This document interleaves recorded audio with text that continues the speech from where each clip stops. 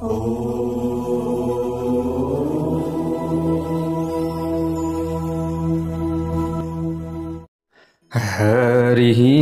ओम स्वस्ति श्री गणेशाय नमः। ओम नमो भगवते वासुदेवाय।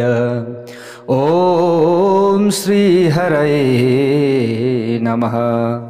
कृष्णाय वासुदेवाय हरये परमात्मने प्रणत क्लेशनाशाय गोविंदाय नमो नमः।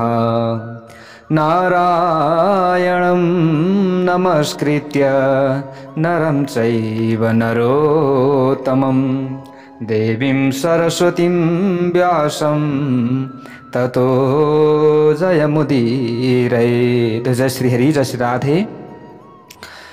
तपाईं हामी श्री अग्नि पुराण कथा श्रवण गर्दै आउने क्रममा आजको नयाँ भागमा तपाईं हामी उपस्थित भएका छौं। प्यारे भक्त भागवतहरू, यहाँ गयाको महत्व, गयाको महात्म्य हामीले अग्नि पुराण अन्तर्गत श्रवण गर्दैछौँ। यहाँ जो विशाल नाम गरेका एकजना व्यक्ति थिए, उनका पितृहरू उद्धार भएको कथा लगायतका यहाँ अन्य विविध कथाहरू हामीले श्रवण गर्यौं। पितृ मुक्तिका लागि गयामा गएर पिण्डदान गर्ने, गयामा गएर स्नान गर्ने, यी कुराहरू धेरै महत्त्वपूर्ण छन्। तब यहाँ अब गएर अगाडि एउटा प्रेतका राजाको कथा प्रसङ्ग छ। ल हेर्नुहोस् है प्यारे भक्त भागवतहरू। प्रेत राजा स्वमुक्त्यै च वणिजं चेदमब्रवीत् प्रेतैः सर्वैः सहारतः सन् सुकृतं भुज्यते फलम। प्यारे भक्त भागवतहरू, एउटा प्रेतका राजा अन्य प्रेतहरूसित अत्यन्त पीडित रहने गर्दथे। प्रेतहरूका राजा थिए, तर अन्य प्रेतहरूले चाहिँ पीडा दिन्थे। उनले एक दिन एउटा बनियासित आफ्नो मुक्तिका विषयमा सोधे। यसरी भने, के भने त भन्दाखेरि, भाइ हामीले एउटा मात्रै पुण्य गरेका छौँ र त्यसको फल यहाँ भोग गरिरहेका छौँ। अहिले नै एकपटक श्रवण नक्षत्र र द्वादशी तिथिको योग आउँदा, हामीले एकपटक श्रवण नक्षत्र र द्वादशी तिथिको योग आउँदा जुन हामीले अन्य र जो अन्न छ अथवा अन्न लगायतका अन्य विविध चिजहरू छ, अन्न र जलसहितको कुम्भदान गरेका थियौँ। त्यो नै प्रत्येक दिन मध्याह्नका समयमा हाम्रो जीवन रक्षाका लागि उपस्थित हुन्छ। ल हेर्नुहोस् है, हामीले भन्छौँ नि दान गर्नु, विभिन्न कुराहरू चाहिँ अरूलाई दिनु, त अब यो हामीलाई कतिखेर मिल्दो रहेछ त? यतिखेर हामीले दिएको त्यतिखेर हामीलाई सहयोग गर्नका लागि स्वयं उपस्थित हुँदा रहेछन् हाम्रा पुण्यहरू। हामीले यसरी बुझ्नु पर्यो। त प्रेत योनिमा भड्किँदाखेरि पनि यो भन्दैछ प्रेतले कि मैले अन्नसहितको जलदान गरेको थिएँ, हो त्यही प्रभावले गर्दा अहिले मध्याह्नको समयमा मेरो जीवन रक्षा त्यसैले भइरहेको छ। त्यही पुण्य आज उपस्थित हुन्छ।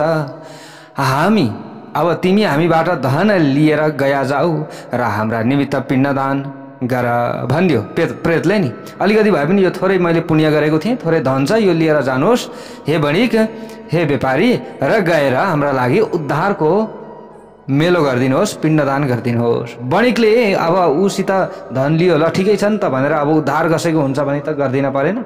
अब बणिकले, त्यो व्यापारीले धन लियो र गयामा उसका निमित्त पिण्डदान गरिदियो। ल हेर्नुहोस् है, अरूले गरिदिँदाखेरि पनि त हुँदो रहेछ नि त।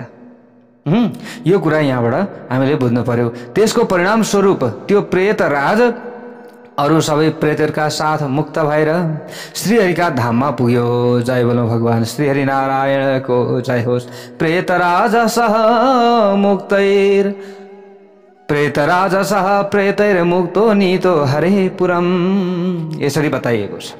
गया शीर्षमा पिण्डदान गर्नाले मानिसले आफ्ना पितृहरू आफ्नै पनि उद्धार गर्दछ। आफ्ना पितृहरूको त उद्धार गर्दछ। प्रेतको हेर्नुहोस् त, एउटा बणिकले पिण्डदान गरिदिएको थियो, उसको मुक्ति भयो। त आफ्नो पनि उद्धार गर्दछ उसले। त्यहाँ पिण्डदान गर्दाखेरि के भन्नुपर्दछ त? यस्ता प्रकारको कुरा भन्नुपर्दछ। मेरा पिताका कुलमा अनि माताका वंशमा, गुरु ससुरा एवं बन्धुजनहरूका वंशमा जे जति मृत्यु प्राप्त भएको छ, जे जति मृत्युमा प्राप्त भएका छन् गुरु ससुर बन्धु नाम, यहाँ बताइयो पितृवंशे मृताए च मातृवंशे तथैव च। श्राद्धमा पनि यो पढिन्छ नि कर्मकाण्डमा, होइन? गुरु श्वशुर बन्धूनां ये चान्ये बान्धवा मृतः ये मे कुले लुप्त पिण्डः पुत्रदार विवर्जितः क्रियालोपगता ये च जात्यन्धा पङ्गवस्तथा। के मेरो कुलमा, माताको कुलमा, गुरुको कुलमा, पिता बन्धुजनहरूका वंशमा जे जति चाहिँ मृत्युमा प्राप्त भएका छन्, त्यसका अतिरिक्त अरू पनि जे जति बन्धु बान्धव मरेका छन्, मेरा कुलमा जसको श्राद्ध पिण्डदान भएको छैन, जसका कुनै स्त्री अथवा पुत्र थिएनन्, अब उनीहरूले श्राद्ध गरिदिएनन्, ऊ चाहिँ पार हुन पाएको छैन।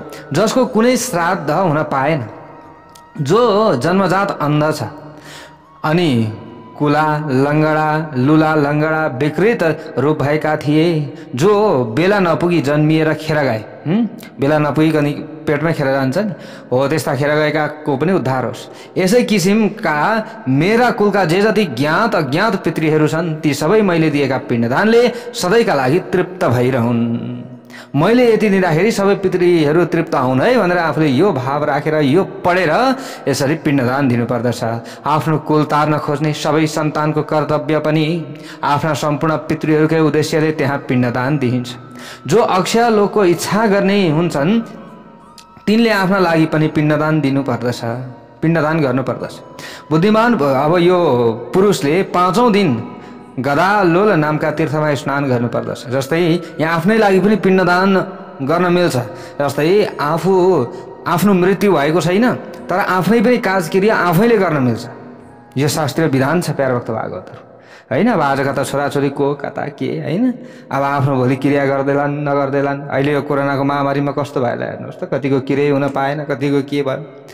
त आफ्नो लागि आफैले अगाडि गर्न सकिन्छ, यो विधान छ। ल हेर्नुहोस् है प्यारा भक्त भागवतहरु, आफ्ना लागि मजाले आफैले 13 दिनको काजक्रिया गरेर सबै कुरा दानसान सबै कुरा गर्न सकिन्छ। यो विधि पनि छ। त गयामा गएर आफूले आफ्नै लागि पनि गर्न सकिन्छ, पितृहरूको लागि पनि गर्न सकिन्छ। यो कुरा छ। अब यहाँ त्यस पछाडि 5औं दिन गदालोल नामका तीर्थमा स्नान गर्नुपर्दछ। यसरी दिनै पिछेको कुरा यहाँनिर बताइएको छ। त्यस बेलामा यस मन्त्रको पाठ गरिन्छ। हे भगवान जनार्दन भन्नुपर्दछ। के भन्नुपर्दछ? हे मेरो भगवान, हे जनार्दन, जहाँ तपाईको गदा पखालिएको थियो त्यस अत्यन्त पवित्र गदालोल नामका तीर्थमा म संसार रूपी रोग निको पार्न स्नान गर्दछु। यो आध्यात्मिक आदि भौतिक आदि दैविक विभिन्न तापहरूले पीडा दिइरहेको छ, यसलाई शमन गर्नका लागि म स्नान गर्दछु। अक्षय स्वर्ग प्राप्त गराउने अक्षय भट्टलाई नमस्कार छ, जुन पिता पितामह आदिका लागि आश्रय भएको छ, जसले सबै पापहरूलाई क्षय गराउँछ। त्यस अक्षय भट्टलाई नमस्कार छ। यस्तो प्रार्थना गरेर ब्राह्मण भोजन गराउनु पर्दछ। त्यस ठाउँमा एक ब्राह्मणलाई भोजन गराउनाले करोड ब्राह्मणलाई भोजन गराएको पुण्य मिल्दछ। त्यस्तो क्षेत्रमा पुण्य क्षेत्रमा नि हामीले कुनै पनि पुण्य क्षेत्रमा गएर एकजनालाई मात्रै ब्राह्मणलाई भोजन गराउँदछौँ भने त्यो पुण्य फल त करोडौं ब्राह्मणहरूलाई भोजन गराएको त्यो फल बराबर। अझ गया क्षेत्रको त महत्त्व त्यसै पनि बताइयो। अझ धेरै ब्राह्मणहरूलाई भोजन गराइयो भने त अब यसको त वर्णन नै गर्न सकिन्न। त्यसमा पुण्यको कुरो नै कति नै गर्ने त त्यहाँ सम्भावनै हुँदैन। त्यहाँ पितृहरूका उद्देश्यले जे जति दिन्छ त्यो अक्षय नै हुन्छ। पितृहरू त्यस्तै पुत्रले आफूलाई पुत्रमान मान्दछन्। पितृहरूले बुझ्दछन् अरे कि ओहो यी चाहिँ मेरा लागि पुत्र हुन्, यसलाई धन दिनुपर्छ, धान्य दिनुपर्छ, आशीर्वाद दिनुपर्दछ। पितृहरूले स्वतः हामीलाई दिन्छ। जो गयामा गएर उनीहरूका लागि अन्नदान गर्दछ, बट र बटेश्वरलाई नमस्कार गरेर आफ्ना प्रपिता महलाई पूजा गर्नुपर्दछ। त्यस्तो गर्ने पुरुष अक्षय लोकमा जान्छ, आफ्ना 100 पुस्तालाई उद्धार गर्दछ। क्रम मिलाएर होस् अथवा क्रम नमिलाई नै भए पनि गयाको यात्राले महान फल दिएकै हुन्छ। यसरी बताइएको छ। ल हेर्नुहोस् है, अग्निदेवताले अगाडि गएर भन्नुहुन्छ, गायत्रैव महानद्यां स्नातः सन्ध्यां समाचरेत्, गायत्र्याः अग्रतः प्रातः श्राद्ध पिण्ड मथाक्षयम्। गायत्री मन्त्रको धेरै ठुलो महत्त्व छ है प्यारा भक्त भागवतहरु। स्त्री गायत्री भो, पुरुष गायत्री भो हैन। जस्तै हजुरहरूले लिनुभएको होला नि आफ्नो स्त्री गायत्री लिनु होला, यो धेरै राम्रो हुन्छ। त हामीले गायत्री नजपिकन कुनै पनि कार्य गर्छौँ भने त त्यो सिद्धै हुँदैन फेरि। यो कुरा बुझ्नु पर्यो। गायत्री मन्त्रले नै महानदीमा स्नान गरेर सन्ध्योपासन गर्नुपर्दछ।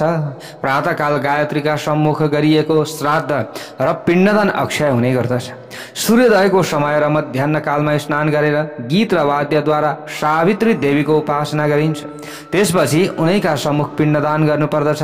त्यसपछि अगस्त्य पादमा पिण्डदान गरिन्छ अनि त्यसपछि ब्रह्म योनि नामको योनि द्वारमा प्रवेश गरेर निस्कनु पर्दछ। यसो भएपछि ऊ फेरि माताका योनिमा प्रवेश गर्दै पुनर्जन्मबाट मुक्त नै हुन्छ। अब फेरि आउनु पर्दैन माताको गर्भमा, एकचोटि गरिसक्यो अब उसले, अब ऊ मुक्त भयो। त्यस पछाडि काकशिलामाथि बलि दिएर कुमार कार्तिकेयलाई नमस्कार गरिन्छ। त्यस पछाडि त्यसभन्दा पछि स्वर्गद्वार, सुम कुण्ड, वायु तीर्थमा पिण्डदान गर्नुपर्दछ। त्यस पछाडि आकाशगङ्गा र कपिलाका तटमा पिण्डदान गरिन्छ। त्यहाँ कपिलेश्वर शिवलाई प्रणाम गरेर रुक्मिणी कुण्डमा पिण्डदान गर्नुपर्दछ। कोटी तीर्थमा भगवान कोटीश्वरलाई नमस्कार गरेर मानिसले अमोघ पद, गदालोल अनि वानरक र गोप्रचार तीर्थमा पिण्डदान गर्नुपर्दछ। वैतरणीमा गाईलाई नमस्कारका साथ दान गरेर मानिसले आफ्ना 21 पुस्तालाई उद्धार गर्दछ। जय बोलौँ भगवान श्री नारायणको जय होस्। वैतरणीका तटमा श्राद्ध एवं पिण्डदान गर्नुपर्दछ। त्यस पछाडि क्रौञ्च पादमा पिण्ड दिइन्छ। यहाँ धेरै तीर्थहरूको वर्णन छ। तृतीया तिथिमा विशाला अनि नस्तिरा, रेणुमुक्ष, अब त यी नाम भएका कतिपय ठाउँहरू, नदीहरूको नाम नै परिवर्तन भइसक्यो। अपभ्रंश भइसक्यो। अब यो नै हो भनेर हामीले ठ्याक्क भन्न पनि निकै गाह्रो हुन्छ। पापमोक्ष तीर्थमा पनि पिण्डदान गर्नुपर्दछ। भस्म कुण्डमा भस्मले स्नान गर्ने मानिस पापबाट मुक्त भइहाल्छ। अब हामीले यो सबै गर्न नसके पनि यसलाई सुनेर, पवित्र तीर्थहरूको नाम सुनेर हामीले आफू पवित्र हुने प्रयत्न गर्नुपर्दछ। जय बोलौँ भगवान श्री नारायणको जय होस्। किनभने यी सबै तीर्थमा हामी कहिले पुग्न सकिँदैन। तर हो यस्तो रहेछ भनेर हामीले जान्यो, तीर्थको नाम मात्रै श्रवण गरियो भने पनि यसको धेरै ठुलो फल हामीलाई मिल्दछ। त्यहाँ भगवान जनार्दनलाई प्रणाम गर्नुपर्दछ। अब प्रणाम गर्ने कुराहरू यस्ता छन्। अब यहाँनिर के भनेर प्रणाम गर्नुपर्दछ यहाँ कुरा बताइएको छ। हे जनार्दन, यो पिण्ड मैले तपाईँको हातमा समर्पित गरेको छु, तपाईँलाई जिम्मा दिएको छु। परलोकमा जाँदाखेरि यो मलाई अक्षय रूपमा प्राप्त होस्। आज हजुरलाई मैले जिम्मा दिँदैछु, पछि परलोकमा जाँदाखेरिको समयमा मलाई यसले काम गरोस्। गयामा साक्षात् विष्णुदेव नै पितृका रूपमा विराजमान हुनुहुन्छ।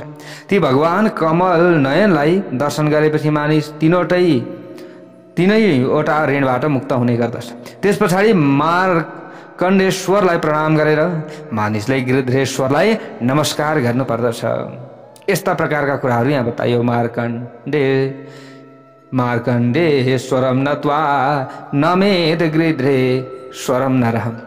महादेवको मूल क्षत्र धारामा पनि पिण्डदान गर्नुपर्छ। यसै गरी गिरिधरकूट अनि गिरिधरवट, धौतपादमा पनि पिण्डदान गर्नु उचित हुन्छ। पुष्करिणी अनि कर्टमाल र रामतीर्थमा पिण्डदान गरिदिनुपर्दछ। त्यस पछाडि प्रवासेश्वरलाई नमस्कार गरेर प्रेतशिलामा पिण्डदान गर्नुपर्दछ। त्यस बेलामा दिव्यलोक, अन्तरिक्ष लोक र भूमि लोकमा मेरा पितृ र बन्धुबान्धवहरू प्रेतका रूपमा रहेका छन्। उनीहरू सबैले मैले दिएका पिण्डका प्रभावले मुक्ति लाभ गर्न सकुन् भन्नुपर्दछ। प्रेतशिला 3 ठाउँमा अत्यन्त पवित्र मानिएको छ। गया शीर्ष, प्रवास तीर्थ, प्रेतकुण्ड, यिनमा पिण्डदान गर्ने पुरुषले आफ्ना कुलको उद्धार गर्दछ। वशिष्ठेश्वरलाई नमस्कार गरेर तिनका अगाडि पिण्डदान गर्नुपर्दछ। गया नाभि, सुषुम्ना र महाकोष्ठीमा पनि पिण्डदान गर्नुपर्दछ। भगवान गदाधरका सामु मृग पृष्ठमा देवीका समीप पिण्डदान गर्नुपर्दछ। पहिले क्षेत्रपाल आदि सहित मृग पृष्ठलाई नमस्कार गरेको हुनुपर्दछ। तिनको पूजन गर्नाले भय नाश हुन्छ। विष रोग आदिको कुप्रभाव पनि पर हट्दछ। अनि ब्रह्मलाई नमस्कार गर्नाले मानिसले आफ्ना कुललाई ब्रह्मलोकमा पुर्याउँछ। सुभद्रा, बलभद्र र पुरुषोत्तमलाई प्रणाम गर्नाले मानिसले सम्पूर्ण कामना प्राप्त गर्दछ, आफ्नो कुललाई उद्धार गर्दछ अनि अन्त्यमा स्वर्गलोकको भागी बन्दछ। भगवान ऋषिकेशलाई नमस्कार गरेर उनका अगाडि पिण्डदान गर्नुपर्छ। श्री माधवलाई पूजा गरेर मानिस विमानमा विचरण गर्ने देवता हुन्छ। मानिस पनि के हुन्छ, विमानमा बसेर विचरण गर्ने देवता समानको हुन्छ। यसरी बताइएको छ प्यारा भक्त भागवतहरू। भगवती महालक्ष्मी, गौरी र मङ्गलमय सरस्वतीको पूजा गरेपछि मानिसले आफ्ना पितृ उद्धार गर्छ, स्वयं पनि स्वर्गलोक जान्छ र त्यहाँको भोग गरिसकेपछि यस लोकमा आएर शास्त्रमाथि विचार गर्ने पण्डित हुन्छ। त्यसपछि 12 आदित्य, अग्नि, रेवन्त, इन्द्रको पूजा गरेर मानिस रोग आदिबाट छुटकारा पाउँछ। अन्त्यमा स्वर्गलोक निवास गर्दछ।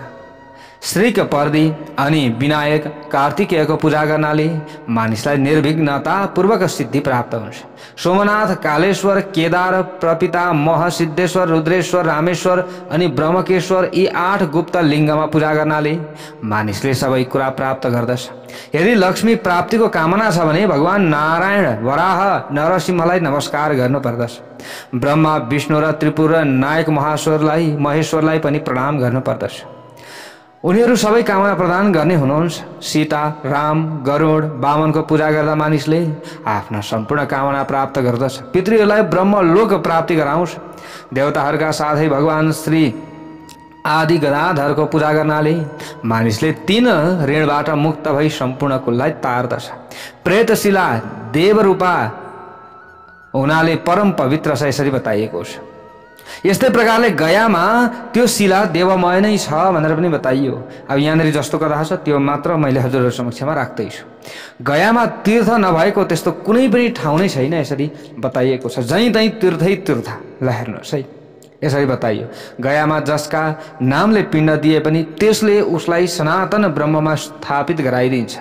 वल्लभीश्वर अनि फल्गुचण्डी तथा अंगार केश्वरलाई प्रणाम गरेर श्राद्धकर्ता पुरुषले मतंग मुनिका स्थानमा पिण्डदान गर्नुपर्छ।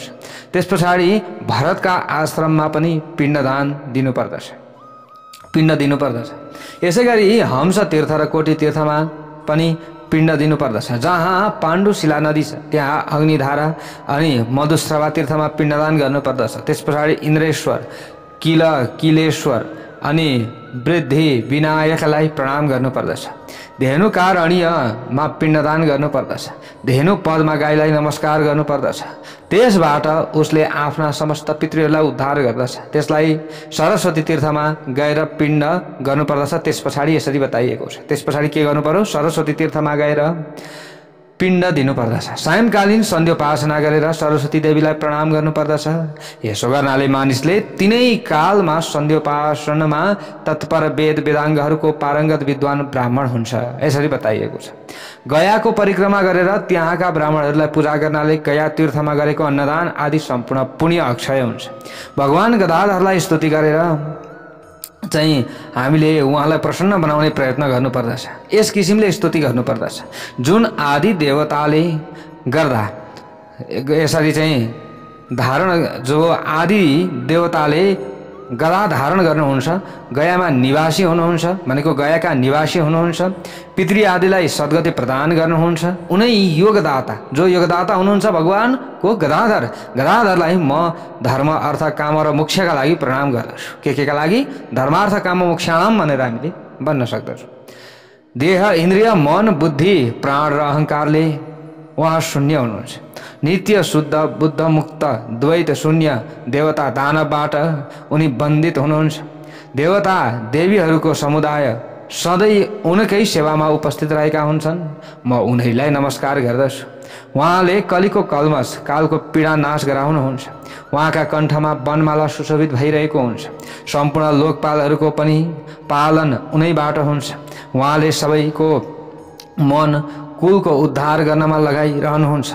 व्यक्त र अव्यक्त सबैमा आफ्नो स्वरूप विभक्त गरेर स्थित भइरहेका भए तापनि उहाँ वास्तवमा अविभक्तात्मा नै हुनुहुन्छ। उहाँको स्थिति उनैका स्वरूपमा रहेको छ। उनी अत्यन्त स्थिर अनि सारभूत हुनुहुन्छ। भयङ्कर पापलाई उहाँले मर्दन गरिदिनुहुन्छ। म उनैका चरणमा शिर झुकाउँदछु भनेर यसरी भन्नुपर्दछ। हे मेरो भगवान गदाधर, हे देवता, हे देव, म पितृको श्राद्ध गर्नका निमित्त गयामा आएको छु। हे प्रभु, तपाईँ यहाँ मेरो साक्षी भइदिनु होला भनेर भन्नुपर्दछ। आज म 3वटै ऋणबाट मुक्त भएको छु। म आज के भएको छु, 3वटै ऋणबाट मुक्त भएको छु। ब्रह्मा शङ्कर आदि देवताहरू पनि मेरा लागि साक्षी भइदिनुहोस्, मैले गयामा आएर आफ्ना पितृहरूलाई उद्धार गरिसकेँ भन्दै प्रार्थना गर्नुपर्दछ। श्राद्ध आदिमा गयाको यो महात्म्य पाठ गर्नाले मानिस ब्रह्मलोकको भागी हुन्छ, यसरी बताइएको छ। गयामा पितृहरूको श्राद्ध अक्षय हुन्छ, त्यही अक्षयले ब्रह्मलोक प्रदान गर्दछ, त्यही अक्षयले के ब्रह्मलोक प्रदान गर्दछ भनेर यसरी बताइएको छ। अगाडि गर्दा श्राद्ध कल्पको वर्णन गरिएको छ। कात्यायनो मुननिहा यथा श्राद्धम तथा वधि श्राद्धम गयादौ कुर्वीत सङ्क्रान्त्यादौ विशेषतः। यहाँ बताइएको छ अग्निपुराणमा देवर्षि कात्यायनले जसरी श्राद्धको वर्णन गर्नुभएको छ त्यसको वर्णन गर्दछु भनेर अग्निदेवताले भन्नुहुन्छ। गया आदि तीर्थमा विशेषतः सङ्क्रान्ति आदि अवसरमा श्राद्ध गर्नु पर्दछ, यसको विधान रहेको छ।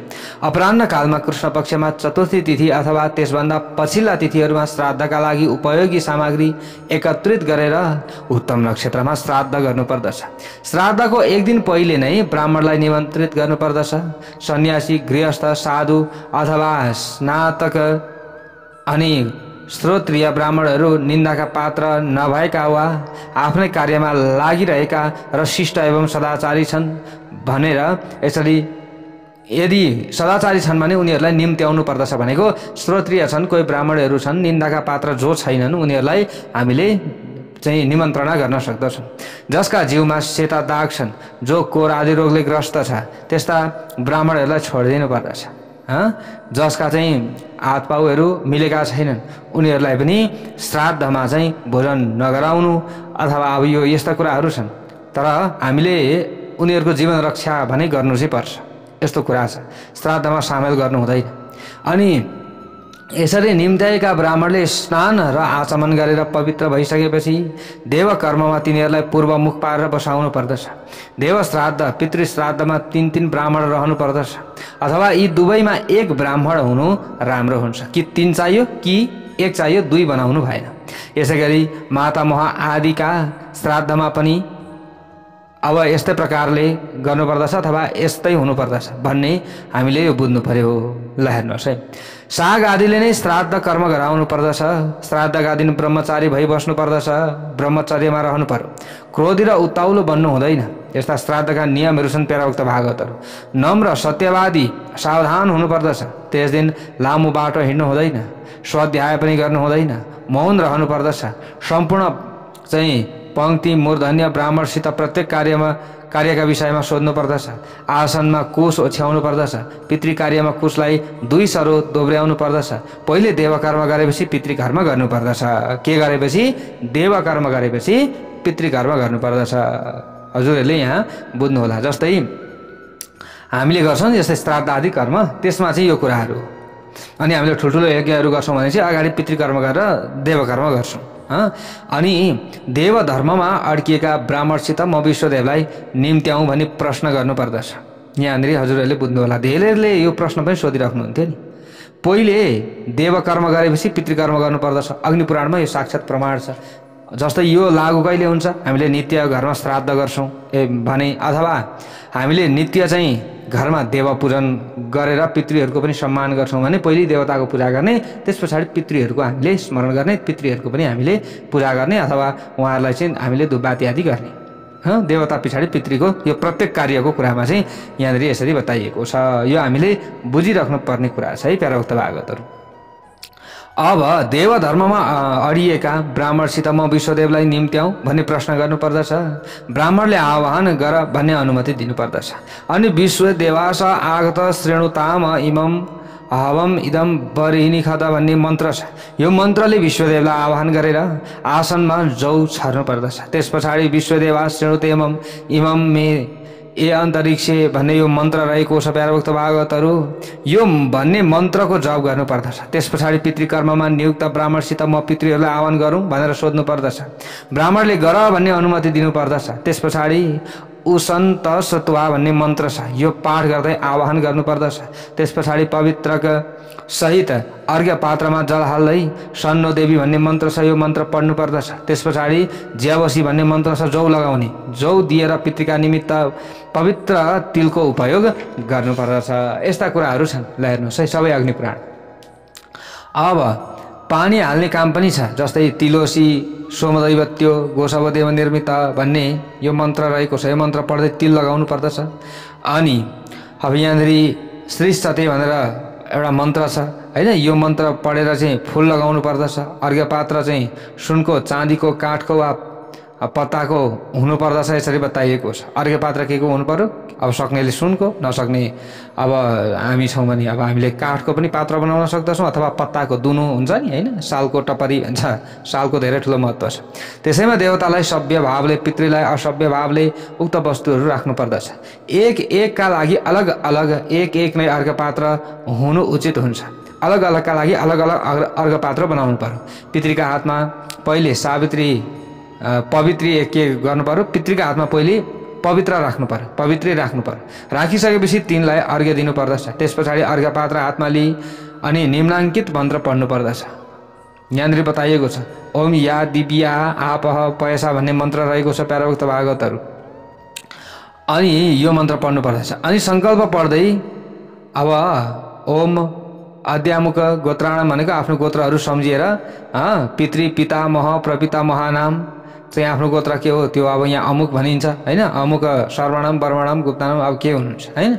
श्राद्ध सम्बन्धिनो विश्वदेवाः एसबो हस्तार्घ्य स्वाहा भनेर देवतालाई अर्घ्य दिई पात्रलाई पवित्र पात्रलाई चाहिँ दक्षिण भागमा सोझो राखिदिनु पर्दछ। यसै गरी पिता आदिका लागि पनि अर्घ्य दिनु पर्दछ। त्यसको सङ्कल्प यहाँनिर बताइएको छ। अब यहाँ सङ्कल्प अनुसार यी सबै कुराहरू गरिन्छ हैन। अद्य अब मेरो पिता हैन अमुक शर्मन यो कुराहरू हुन्छन्। यसै गरी पितामह आदिलाई पनि दिनु पर्दछ। त्यस पछाडि सबै पात्रमा बचेको अर्घ्य पहिलो अर्थात् प्रपितामहका पात्रमा खन्याउनु पर्दछ। त्यस अर्घ्यमा रहेको जल आदि सबै वस्तु पितामहका पात्रमा खन्याउनु पर्दछ। त्यस पछाडि त्यो सबै पिताका अर्घ्य पात्रमा हाल्नु पर्दछ। पिताको अर्घ्य पात्र पितामहका अर्घ्य पात्रमाथि राख्नु पर्दछ। त्यस पछाडि ती दुवैलाई प्रपितामहका अर्घ्य पात्रमाथि राख्नु पर्दछ। अनि ती तीनवटैलाई फेरि पिताका आसनको बायाँ भागमा पितृभ्य स्थानमसी भन्दै घोप्ट्याइदिनु पर्दछ। यहाँ धेरै कर्मकाण्डीय विधिहरू छन् प्याराभक्त भागवतहरू। अब त्यस पछाडि त्यहाँ देवता र पितृहरूका लागि गन्ध पुष्प धूप दीप वस्त्र आदि दान गर्नु पर्दछ। त्यस पछाडि श्राद्धकर्ता पुरुषले पात्रबाट घिउयुक्त अन्न निकालेर ब्राह्मणसित म यस अन्नलाई अग्निमा हवन गरौँ भनी सोध्नु पर्दछ। ब्राह्मणले गर भनी आज्ञा दिनु पर्दछ। त्यस पछाडि साग्निक पुरुषले अग्निमा हवन गर्दछन् र निरग्निक पुरुषले पितृका पवित्रयुक्त हातमा वा जलमा मन्त्रसहित आहुति दिन्छन्। पहिलो आहुति अग्नय कपिवाहनाय स्वाहा भनेर दिइन्छ। दोस्रो आहुति सोमाय पितृमते स्वाहा भनेर दिइन्छ।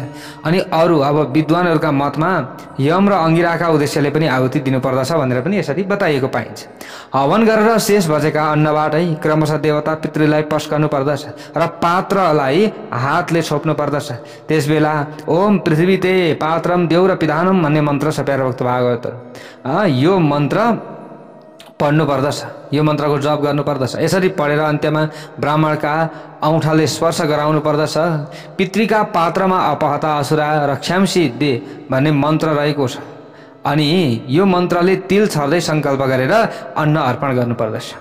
जुख ध्वम भनेर अन्न ग्रहण गर्ने प्रार्थना गरे यसरी गर्नु पर्दछ। अनि गायत्री आदि मन्त्रले जप गर्नु पर्दछ भनेको गायत्री मन्त्र आदिको जप गर्नु पर्यो। गायत्री मन्त्रको त धेरै ठुलो महत्त्व छ।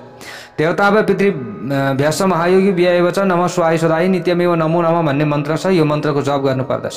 पितृहरूलाई तृप्त भएको जानेपछि पात्रमा अन्न छर्नु पर्दछ। त्यस पछाडि एक पटक सबैलाई जल चढाउनु पर्दछ। पहिलेको जस्तै गरी सभ्य भावले नै गायत्री मन्त्र जप गरेर मधुबाता भन्ने ऋचाको पनि जप गर्नु पर्दछ। त्यसो भइसकेपछि ब्राह्मणहरूसित उहाँहरू तृप्त हुनुभयो भनेर सोध्नु पर्दछ। ब्राह्मणहरूले हामी तृप्त भयौँ भन्दछन्। त्यस पछाडि ब्राह्मणहरूको आज्ञा लिई बचेको अन्न सबै जम्मा गर्नु पर्दछ। त्यसपछि पिण्ड बनाउनका लागि पात्रबाट झिकिएको पितृको जुठो अन्नका नजिकै अवनिजन बनाएर सङ्कल्प गरी कुशमाथि 3वटा पिण्डदान गरिन्छ। अरू कसैको मत अनुसार अब ब्राह्मणले भोजन गरिसकेपछि हातमुख धोई आचमन गरेर मात्र पिण्डदान गर्नुपर्दछ पनि भनेर भनेका छन्। ल हेर्नुहोस्, अब यो आचार्यहरूको मत छ।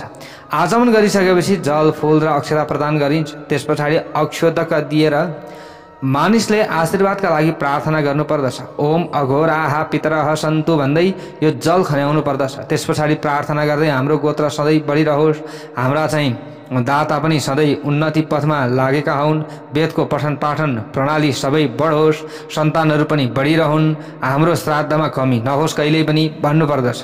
हामीसित दान दिन योग्य वस्तु सधैँ सञ्चित रहन्, जहिले पनि दान दिन पाइयोस्। यसको मतलब हामी कहाँ अन्न पनि धेरै होस्, हामीलाई अतिथि प्राप्त भइरहन्, अतिथिलाई हामीले भोजन गराउन पाइरहौँ, यस्तो माग्नु पर्दछ।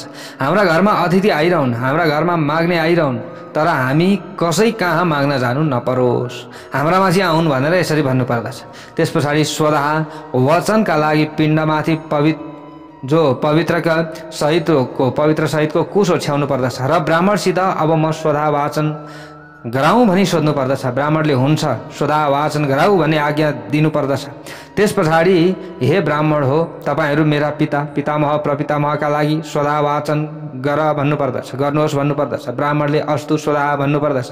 त्यस पछाडि ऊर्जम वहन्तिरमृतम घृतम पय किलालम परिस्तुतम भन्ने मन्त्र सबै रोक्त भएको हो। त अब यहाँ धेरै कुराहरू छन्।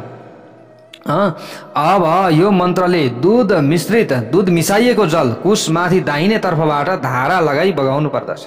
त्यस पछाडि अर्घ्य पात्रलाई उत्तानो पारेर देव श्राद्ध पितृ श्राद्धको प्रतिष्ठाका लागि यथाशक्ति सुवर्ण र रजत दक्षिणा दिनुपर्दछ। त्यस पछाडि विश्वदेवाः प्रियन्ताम भनेर देवताहरूको विसर्जन गर्नुपर्दछ।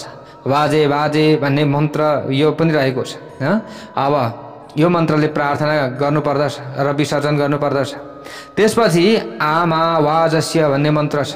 यो मन्त्र पढ्दै ब्राह्मणका पछि पछि गई ब्राह्मणलाई परिक्रमा गरेर आफ्ना घरमा जानुपर्दछ। प्रत्येक महिनाको अमावस्यामा यसै किसिमले पार्वण श्राद्ध गर्नुपर्दछ। ल हेर्नुहोस्, अब औँसीमा महिनामा एकचोटि श्राद्ध गर्नु भन्छ शास्त्रले। अब यो सम्भव नै छैन। हामीले गरेका छौँ त वर्षमा एकचोटि गर्न त हाम्रो दाँतबाट पसिना आउँछ, त्यही पनि कहाँ गर्नु, त्यो पनि गाह्रो छ। तर यहाँ त हरेक औँसी भनेको के हो? पितृहरूको पक्ष हो। औँसी भनेको पितृहरूको तिथि हो। कृष्ण पक्ष भनेको पितृहरूको पक्ष र शुक्ल पक्ष भनेको देवताको पक्ष। त औँसीको दिनमा हामीले यसरी कार्य गर्न सक्दछौँ।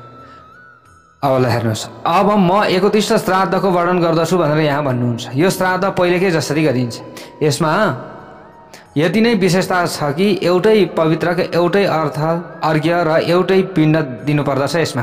यसमा आवाहन अग्निकरण विश्वदेव पूजन हुँदैन। यहाँ जहाँ तृप्ति सोधिन्छ त्यस अवस्थामा स्वदितम भनेर सोध्नु पर्दछ। ब्राह्मणले सुस्वदितम भनेर उत्तर दिन्छ अनि उपतिष्ठताम भनेर अर्पण गर्नुपर्दछ। अक्षयोदक पनि दिनुपर्दछ। विसर्जनका समयमा पनि अभिरम्यताम भन्ने चाहिँ यहाँ उच्चारण गर्नुपर्दछ। ब्राह्मणले अविरताः स्मः भन्नुपर्दछ। बाँकी सबै कुरो पहिलेका श्राद्धमा बताइएको जस्तै हो भनेर बताइएको छ। अनि सपिण्डीकरणको वर्णन यहाँनिर गरिएको छ। यो वर्षको अन्त्यमा वा मध्यमा पनि हुन्छ यो सपिण्डीकरण। यसमा पितृका लागि 3 पात्र हुन्छन्, प्रेतका लागि 1 पात्र अलग हुन्छ। चारैवटा अर्घ्य पात्रमा पवित्र तिल, फूल, चन्दन, जल हालेर भरिन्छ अनि श्राद्धकर्ता पुरुषले तिनैले अर्घ्य दिन्छ। अब ए समानाः भन्ने यजुर्वेदीय मन्त्र छ। यो मन्त्रले प्रेतका अर्घ्य पात्रलाई क्रमैसँग तीनैवटा पितृका अर्घ्य पात्रमा मिसाइन्छ। यसै गरी पहिलोकै रीतिअनुसार नै दान आदि कार्य गरेर प्रेतलाई पितृका पिण्डमा मिसाइन्छ। यसैबाट प्रेतलाई पितृको पद प्राप्त हुन्छ। पहिले त अब प्रेत हुन्छ नि त हैन, मरिसकेपछि त प्रेत भनेर हामीले उच्चारण गर्छौँ, पितृ भनेर भन्दैनौँ। जब सपिण्डीकरण हुन्छ नि, सपिण्डी अब यो सपिण्डको समयमा चाहिँ त्यो प्रेतलाई पितृ बनाउने हो क्या हामीले। आविधायिक श्राद्धको कुरो यहाँनिर गरिएको छ। त्यस पछाडि अब यसको सबै विधि पूर्ववत नै हो, अगाडि जस्तै गरेर गरिन्छ। यसमा पितृ सम्बन्धी मन्त्रका अतिरिक्त अन्य मन्त्रको पनि जप गर्नुपर्दछ। आविधायिक श्राद्ध र त्यसको दक्षिणा पूर्वाह्न कालमा नै गरेर त्यसको प्रदक्षिणा गर्नुपर्दछ। यसको उपचार कोमल कुश नै हो भनेर यसरी बताइएको छ। यसमा 3का स्थानमा जौको नै उपयोग गरिन्छ। ब्राह्मणसित जस्तै तिलका स्थानमा जौको प्रयोग गरिन्छ बताइएको छ यहाँ। तिल हैन, तिलको ठाउँमा के जौ। अनि ब्राह्मणसित पितृको तृप्तिका विषयमा प्रश्न गर्दा सम्पन्नम भनेर सोध्नु पर्दछ। यसमा चाहिँ सम्पन्नम भनेर भनिसकेपछि ब्राह्मणले उत्तर दिँदा सुसम्पन्नम भन्ने गर्दछ। यसमा दही अक्षता बयर आदिकै पिण्ड हुने गर्दछ। आवाहन गर्ने बेलामा म नान्दी मुख नामका पितृको तृप्ति वाचन गराउँछु भनेर सोध्नु पर्दछ। ब्राह्मणले आज्ञा लिएर नन्दी मुखाः पितरः प्रियन्ताम भन्नु पर्दछ। पिता पितामह प्रपितामह अनि मातामह प्रमातामह वृद्ध प्रमातामह यिनीहरू नै नान्दीमुख पितृहरू हुन् भनेर अग्निपुराणमा बताइएको छ। नान्दीमुख पितृ भनेका यिनीहरू हुन्। आबुदायिक श्राद्धमा स्वधा शब्दको प्रयोग गर्नु हुँदैन र जोडी ब्राह्मणलाई भोजन गराउनु पर्दछ। यसमा चाहिँ फेरि अब यहाँनिर बताइएको छ पितृहरूको तृप्तिका विषयमा बताइएको छ। ग्राम्य अन्नले जङ्गली कन्दमूल फल आदिले 1 महिनासम्म पितृहरूलाई तृप्त गराइन्छ। 1 महिनासम्म पितृहरू तृप्ति हुन्छन्। गाईको दुध र खिरले 1 वर्षसम्म पितृहरू तृप्त हुन्छन्। वर्षा ऋतुमा त्रयोदशी नक्षत्र अझ विशेष गरी मघा नक्षत्रमा गरिएको श्राद्ध अक्षय हुन्छ भनेर बताइएको छ। मघाको समयमा गरिएको श्राद्ध मघा तिथिमा मन्त्र पाठ गर्ने अग्निहोत्री शाखा अध्ययन गर्ने 6वटै अङ्गको अध्ययन गरेका विद्वान त्रिणाचिकेत अनि त्रिमधु धर्मद्रोण पाठ गर्ने अनि त्रिसुपर्ण बृहद सामको ज्ञान भएका यी सबै पंक्ति पावन ब्राह्मण हुन् भन्ने मानिएको छ। अब यहाँ काम्य श्राद्ध कल्पको बारेमा वर्णन गरिएको छ। प्रतिपदामा श्राद्ध गर्नाले धन धेरै प्राप्त हुन्छ यसरी बताइएको छ। प्रतिपदामा श्राद्ध गर्नाले धन बढ्छ। द्वितीयाका दिन श्राद्ध गर्दा स्त्री प्राप्त हुन्छन्। कसैको विवाह भएको छैन भने यो पनि तिथि राम्रो। चतुर्थीका दिन गरिएको श्राद्धले धर्म र काम प्राप्त गर्दछ। पुत्रले इच्छा गर्ने पुरुषले पञ्चमीमा श्राद्ध गर्नुपर्दछ। पुत्रको इच्छा गर्नु पर्यो भने पञ्चमीको तिथिमा श्राद्ध गर्नु पर्यो। षष्ठीका दिन श्राद्ध गर्ने मानिस श्रेष्ठ हुन्छ। हुन त हामीले मृत्यु तिथि पक्रिएर श्राद्ध गर्ने हो, तर हामीले अन्य तिथिमा पनि यसरी श्राद्ध चाहिँ गर्न सकिन्छ यदि हामीले नित्य श्राद्ध गर्छौँ भनेको विधि हो यो। सप्तमीमा श्राद्ध गर्दा खेतीमा लाभ हुन्छ। अष्टमीमा श्राद्ध गर्दा धन लाभ हुन्छ। नवमीका दिन श्राद्धको अनुष्ठान गर्दा घोडा आदि 1 खुर भएका पशु प्राप्त हुन्छन्। अनि दशमीमा श्राद्ध गर्दा गाई गोठ प्राप्त हुन्छ। एकादशीमा श्राद्ध गर्दा परिवार र द्वादशीमा श्राद्ध गर्दा धन धान्यमा वृद्धि हुन्छ। त्रयोदशीमा श्राद्ध गर्नाले आफ्ना जातिको श्रेष्ठता बढ्दछ। चतुर्दशीका दिन तिनैको श्राद्ध गरिन्छ जसको वध शस्त्रले गरिएको छ, भनेको शस्त्र अस्त्र आदिद्वारा जसको वध भएको छ उनीहरूको श्राद्ध चतुर्दशी तिथिमा गरिन्छ। सम्पूर्ण मृत व्यक्तिहरूको श्राद्ध अमावस्यामा गर्ने विधान छ। ल हेर्नुहोस् है प्यारा भक्त भागवतहरू, यस्ता कुराहरू यहाँनिर बताइएको छ। अनि दशार्ण देशका वनमा जुन 7 व्याधा थिए भनेर यहाँनिर एउटा सानो प्रसङ्ग पनि राखिएको छ प्यारा भक्त भागवतहरू।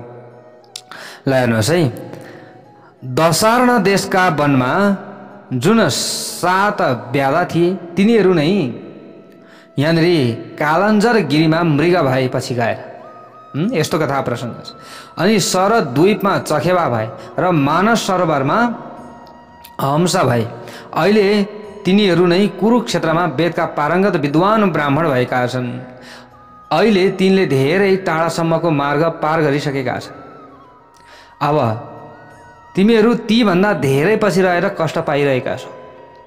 श्राद्ध आदिका अवसरमा यस्तो पाठ गर्नाले यसो भनेर पाठ गर्नाले श्राद्ध पूर्ण हुन्छ। ब्रह्मलोक प्रदान गर्ने पनि हुन्छ। यदि पितामह जीवित छन् भने पुत्रले पिताको अनि पितामहका पिताको र तिनका पिताको श्राद्ध गर्नुपर्दछ यसरी बताइएको छ। पितामह जीवित छन् भनेको कुरा हो यो। त पुत्रले पिताको जस्तै पिता चाहिँ हुनुहुन्न हैन, अब यस्तो कुराहरू यहाँ बताइयो। अनि यदि प्रपितामह जीवित छन् भने पिता पितामह र वृद्ध प्रपितामहको श्राद्ध गर्नुपर्दछ यसरी बताइएको छ। अब हजुरबा चाहिँ जीवित हुनुहुन्छ, अब पिताजीको मृत्यु भएको छ भने पिता अनि पितामह अनि वृद्ध प्रपितामहको श्राद्ध गरिन्छ। यस्ता कुराहरू छ। यसै गरी माता आदिमा मातामह आदिका श्राद्धका विषयमा यहाँनिर बताइएको छ। जसले यो श्राद्ध कल्प पाठ गर्दछ उसलाई श्राद्ध गरेकै फल प्राप्त हुन्छ भनेको यो जुन हामीले कथा प्रसङ्ग श्रवण गऱ्यौँ यो कथा प्रसङ्ग श्रवण गर्दा हामीले श्राद्ध गर्न भ्याइएन होला। अब हुन त यहाँ दिनै पिछेको श्राद्ध बताइयो, औँसी औँसीको श्राद्ध बताइयो, यो सबै श्राद्ध गर्न सम्भव भएको छैन आजसम्म। भने यो श्राद्ध गरेको पुण्य हजुरहरूले प्राप्त गर्नुभयो। जय बोलौँ भगवान श्री हरिनारायणको जय होस्। अब यहाँ त्यही कुरा बताइएको छ, जसले यो श्राद्ध कल्पको पाठ गर्दछ, पढ्दछ, सुन्दछ मात्र भने उसले पितृहरूलाई तृप्त गरायो। उत्तम तीर्थमा युग आदि र मनु आदि तीर्थमा गरेको श्राद्ध अक्षय हुन्छ। आश्विन शुक्ल नवमी, कार्तिकको द्वादशी, मघा अनि भाद्रपदको द्वितीया, फाल्गुनको अमावस्या, पौषको शुक्ल एकादशी, आषाढको दशमी, माघ महिनाको सप्तमी, श्रावण महिनाको कृष्ण पक्षको अष्टमी, आषाढ, कार्तिक, फाल्गुन र ज्येष्ठको पूर्णिमा, स्वयम्भुवा आदि मनुसित सम्बन्धित तिथिहरू हुन् भनेर बताइएको छ। ल हेर्नुहोस्, अब यिनका आदि भागमा गरिएको श्राद्ध अक्षय हुन्छ। गया, प्रयाग, गंगा, कुरुक्षेत्र, नर्मदा, स्त्री पर्वत, प्रवास, शालग्राम तीर्थ, काशी, गोदावरी र श्री पुरुषोत्तम क्षेत्र आदि क्षेत्रमा श्राद्ध गर्नु उत्तम हुन्छ भनेर यसरी बताइएको छ प्याराभक्त भागवतहरू। अब यहाँ धेरै कुराहरू छन्। उत्तरम यत समुद्रस्य हिमाद्रेशैव दक्षिणम वर्षम तद भारतम नाम नव सहस्र विस्तृतम भनेको भारत वर्षको वर्णन गरिएको छ। अब यहाँ अगाडि श्राद्धको बारेमा वर्णन गरियो, यो श्राद्ध कल्प मात्र श्रवण गर्नाले पनि पितृहरू तृप्त हुनुभयो। अब भारत वर्षको वर्णन गरिएको छ, महाद्वीपको वर्णन गरिएको छ, अगाडि गएर यहाँ धेरै कुराहरू छन् प्याराभक्त भागवतहरू।